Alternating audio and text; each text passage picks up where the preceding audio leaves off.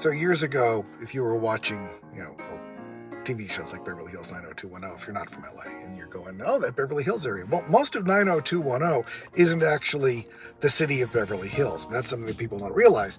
I'm, on Rodeo Drive right now. This is the heart of Beverly Hills. And then once you get farther north, it goes to 90210.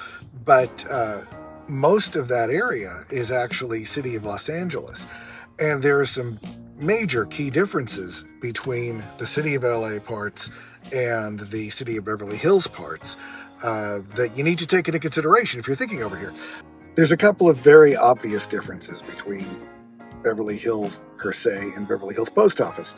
The biggest ones are one, police response time. One is LAPD, one is Beverly Hills Police. And Beverly Hills Police is amazingly fast. And if something happens, they'll be there in a couple of minutes.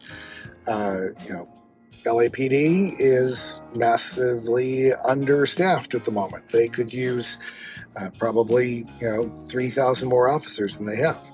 That's an ongoing problem that you hear about, not just for Beverly Hills, but for everywhere. Or Beverly Hills Post Office. It's an even bigger problem in higher crime areas. But also the big one, and this is the one that really affects you if you're thinking about property, and that's kind of what we're talking about here. We're talking about issues of property and purchasing or selling. If you are doing a transaction of property that is $5 million and up, roughly, you are paying an extra 4% in the transfer tax. This is part of the Measure ULA, which people refer to as the mansion tax, but it's not just mansions, it's actually any property. That could be commercial property, it could be an office building, whatever. So if you are selling that, you're paying this extra percentage as part of the transaction. Same thing, even more so, you pick up another point if you are over $10 million. So it'd be a little over 5 extra percent. The challenge with this is, of course, that affects what people are willing to pay as they're buying a property.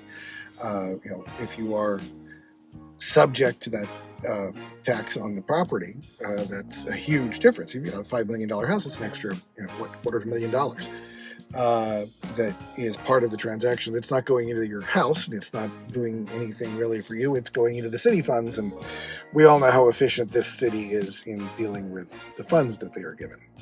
Not. But here, like right now, I'm crossing Sunset Boulevard here, and I'm on Cannon Drive, and it's going to take us up. We're going to go up Benedict Canyon here, and down here we are still in the City of Beverly Hills. Well, momentarily we will be crossing into Beverly Hills Post Office, which is not the City of Beverly Hills. It's, as I said, the City of Los Angeles. And the City of Los Angeles has these taxes. City of Beverly Hills does not. So if you are in the City of Beverly Hills, you are not subject to it. If you are in the other area, which has a Beverly Hills address, it is subject to it, and you're paying those extra money. That's going to affect who will buy your home, possibly, how many people are willing to buy your home, and that's going to affect the marketability of those homes. So it's a major thing to keep in mind. It's just, if at a certain level, it doesn't necessarily make that much difference. In fact, we've noticed that above 10 million or so, so many of the transactions just happen in cash. It's a lot of very wealthy buyers, and they don't see the effect necessarily so much on their personal expenses. But if you're looking at something in that $4 million range and you're planning to be there for 8 years, though, let's be realistic here. We know what California real estate does in the luxury areas, and it will end up being over that $5 million threshold by the time you sell it, and you're going to be subject to dealing with that tax. Technically, the seller is responsible for it. Sometimes it gets negotiated in to either be paid for by the buyer or split between them or whatever, but that's a negotiation point in between the two. So it's a tricky thing, and it's something to definitely keep into consideration if you are dealing with buying and you want to be in the Beverly Hills area. Another part of that you also have to think about is if you're in the flats of Beverly Hills, you are not in a high fire zone. You are in just normal area.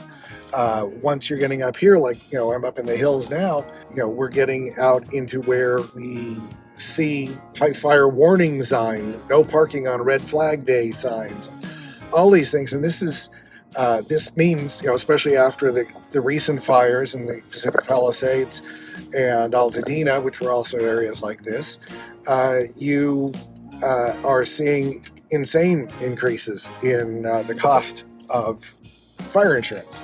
If you can get fire insurance, a lot of people, you can't get it independently. You end up having to go on what's called the California Fair Plan, which is one of those nice phrases they come up with to say, "Hi, we're calling it the Fair Plan because, well, it's all you're going to get. So, hey, that's fair."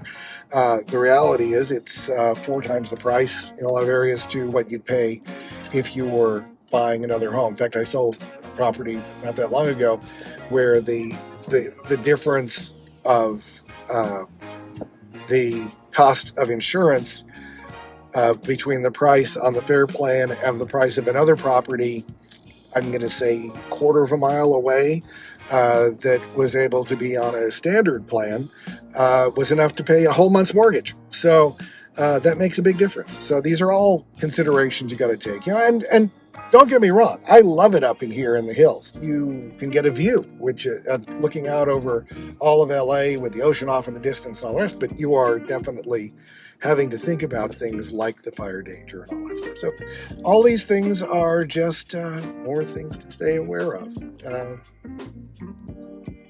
Paradise has its price, and there will always be questions about costs and differences and things like that between the two. But by the same token, it's still LA. It's still California. It's still beautiful. It always will be. So never be backward about thinking about, maybe I want to live in LA. On the other hand, if you live in one of these areas and you're starting to think, wait, my house is worth $3.5–4 million, and I don't want to end up subject to that tax, a year from now, or if it's worth 4.5, it's like, you're not going to get dinged by the county assessor if your home is legitimately worth less than $5 million right now. Well, maybe this is the year to sell. We don't know what's going to happen with the economy in the next year or two. So what if the values go way up again? Well, it may be worth saving that $250,000, $300,000, $400,000 for selling your property now as opposed to waiting. One thing the areas like this up in the hills has going for it is its proximity to both the west side and across to the valley, especially for people who work in the film industry. Depending on what project you're on, you might be over at Warner Brothers, Universal, Disney, over on the valley side. If you're working on a project at over the Fox lot or Culver Studios or MGM, well, that's all over on that side.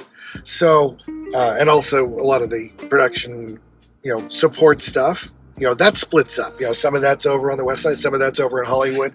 So being in the middle sometimes is a huge advantage if you need to be able to go back and forth. Now, if you have a studio executive job, where you're going to be for a while. But if you're more freelance, which is 90% of the people in the business, you are going to want to think about where you're going to live that has proximity. Now, if you're doing well and you can afford to buy a property up here, there's stuff that, let's call it California affordable. The under $4 million. There's a lot of stuff still around up here. You're not finding bargains too much.